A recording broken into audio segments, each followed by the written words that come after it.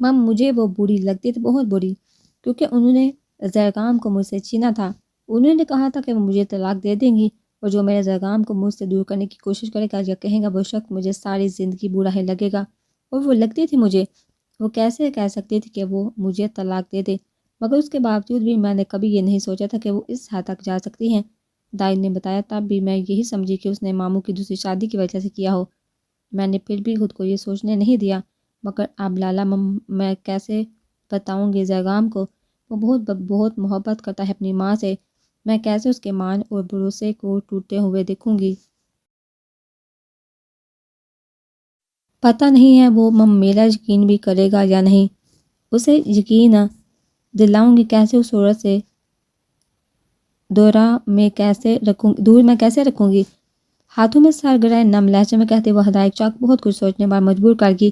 عقیدت ادھر دیکھو، تمہارا لالا ہے نا، زرگام تمہیں کبھی غلط نہیں سمجھے گا۔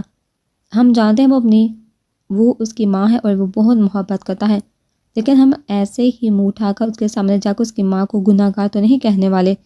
سب سے پہلے ہمیں شادی کے لیے ان کی گئی سازش کو ناکام کرنا ہے، پھر اس بدھو کے ساتھ زرگام خان کے سامنے جانا ہے اور مقدس بیگم کو اس حد تک مجبور کر دینا ہے کہ وہ اپنے جرم کا اعتراف اپنے منہ سے کرے، وہ بھی سب کے سامنے۔ اور یقین کو ہم زرگام خان کو ٹوٹنے نہیں دیں گے۔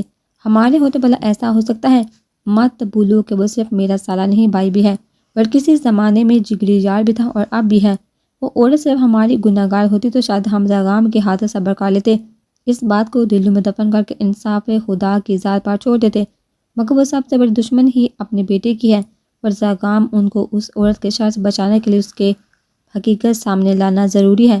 نرم لہجے میں کہتے سالہ والی بات شوخ لہجے میں کہتے۔ عقیدت کی ناک دبائی تو عقیدت نے آنسو صاف کرتے گر کا ہدایت شاہ کو دیکھا تھا۔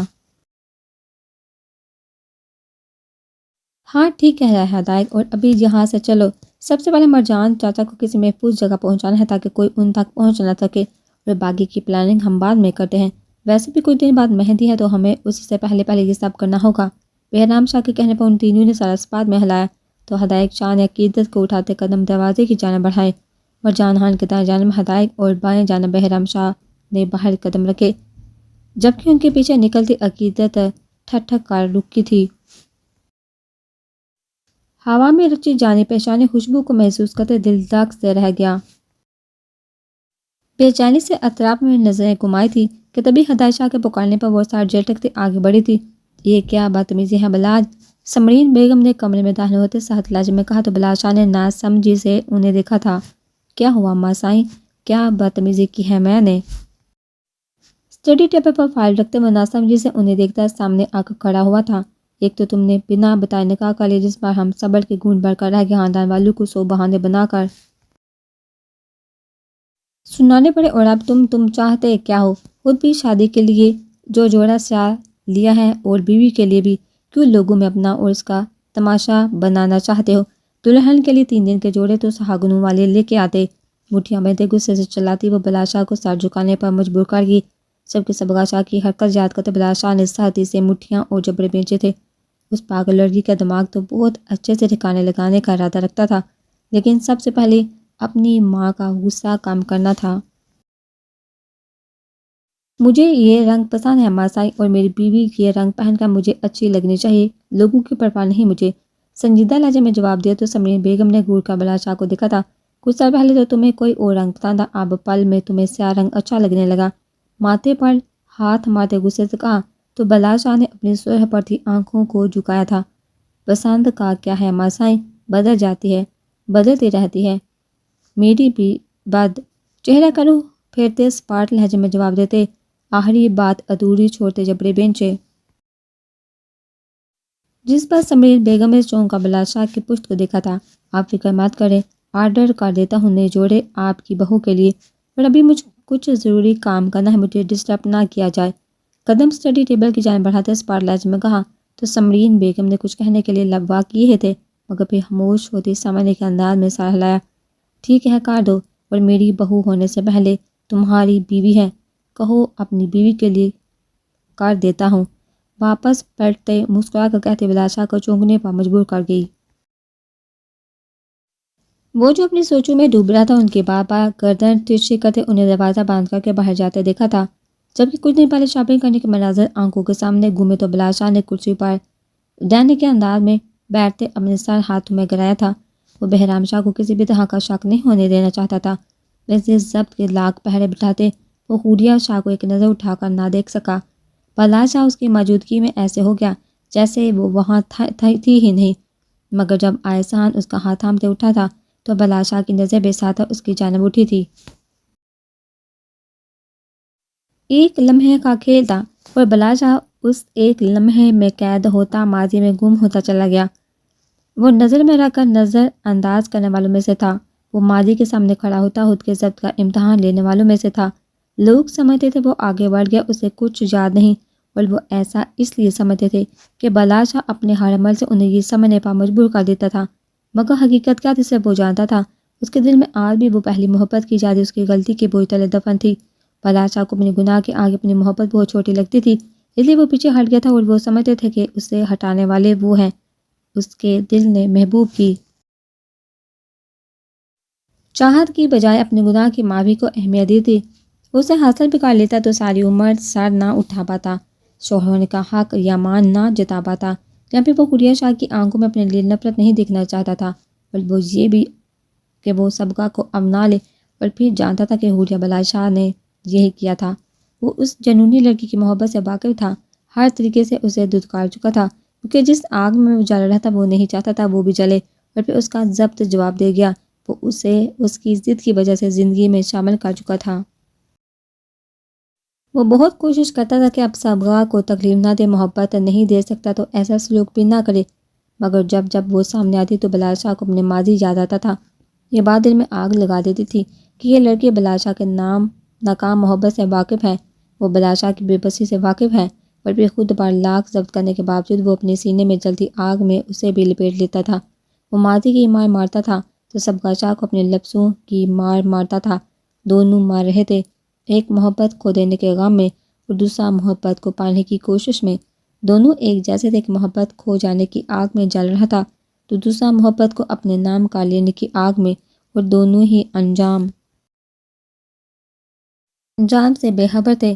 جب یہ قسمت دور کھڑی ان دونوں کی بے بسی کو خاموش نظروں سے دیکھتی مسکرا رہی تھی۔ آج مہندی تھی جس کے لیے خان حویلی اور شاہ حویلی کو دلہنوں کی طرح سجایا گیا تھا، جبکہ دونوں خاندانوں کے مرد حضرات کے لیے بہرام نے ڈیرے پر انتظام کیے تھے۔ اس کا کہنا تھا کہ گاؤں کی عورتیں بھی آ جا رہی ہیں، حویلی تو مردانہ خانے کے دروازے بھی حویلی کے اندرونی حصے کی جانب کھول دینے چاہیے، اور مردوں کے لیے ڈیرا ٹھیک رہے گا، جس پر کسی کو کوئی اعتراض نہیں تھا۔ اور جہاں خان حویلی میں عقیدت و حوریہ صبح سے گن چکر بنی ہوئی تھی، وہ دونوں بلائی سی کبھی کچن میں ہوتی، کبھی باہر لان میں، اور کبھی مہمانوں کو دیکھ رہی ہوتی، جبکہ آنکھیں تو چاروں طرف اپنے سر پیرہانوں کو ڈھونڈ رہی تھی جو کہ اتنے دنوں سے حویلی سے غائب تھے۔ پہلے تو حوریہ احسان کی منحوس نظروں سے بچ جانے پر کافی خوش تھی، مگر اب اتنے دن ہو گئے تھے اسے دیکھے ہوئے کہ دل بری طرح بے چین ہو رہا تھا۔ وہ اس دن صبح بن بتایا گیا تھا اور ابھی تک واپس نہیں آیا تھا، اور نہ کوئی رابطہ کیا تھا۔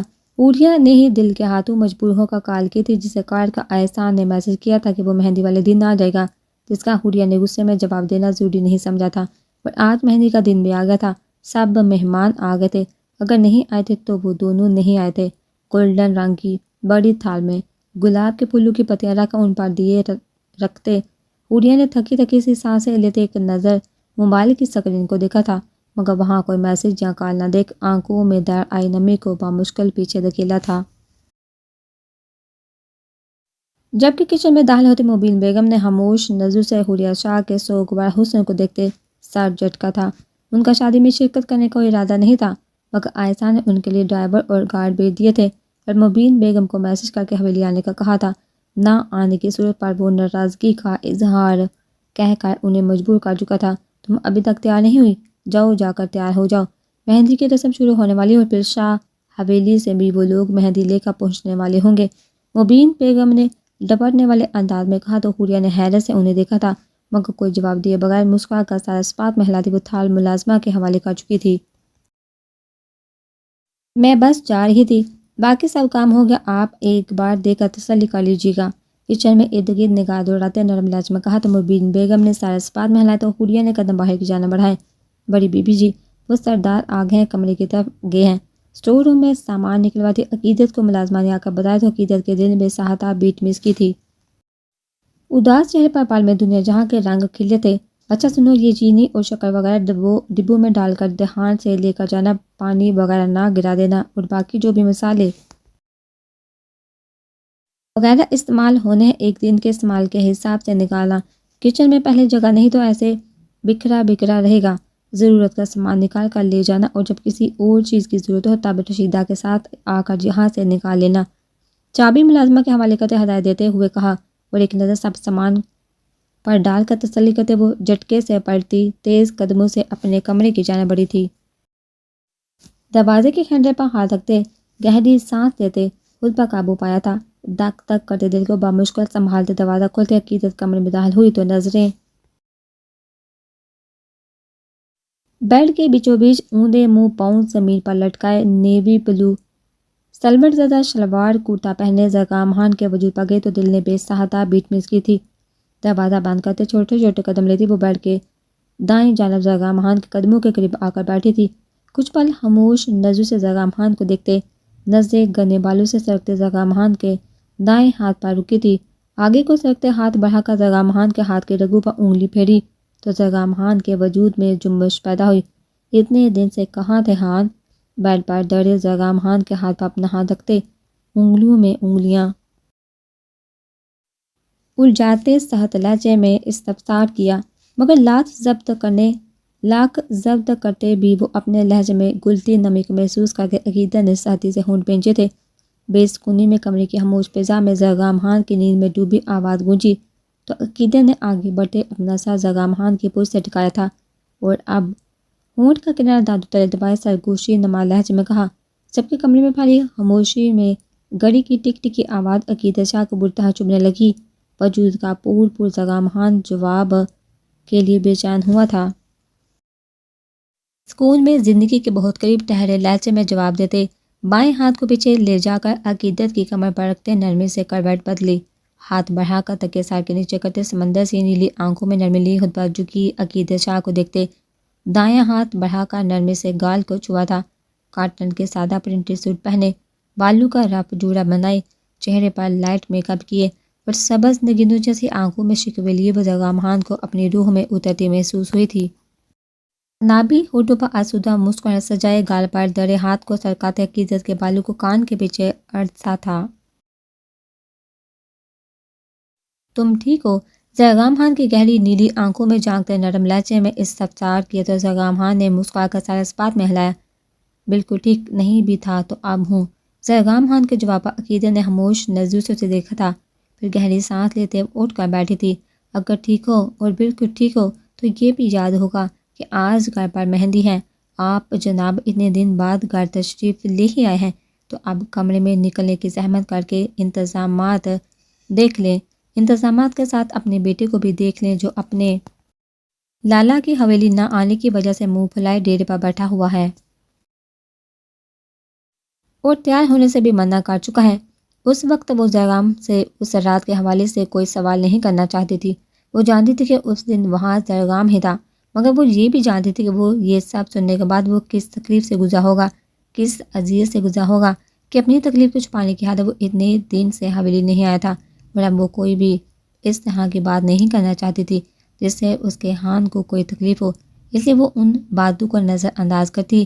زرگامہان کو گھورتے ہوئے تو کمرے کی فضا ارمغان خان کے بارے میں بتانے میں زرگامہان کا دلکش مدم کہہ کر گونجا تھا۔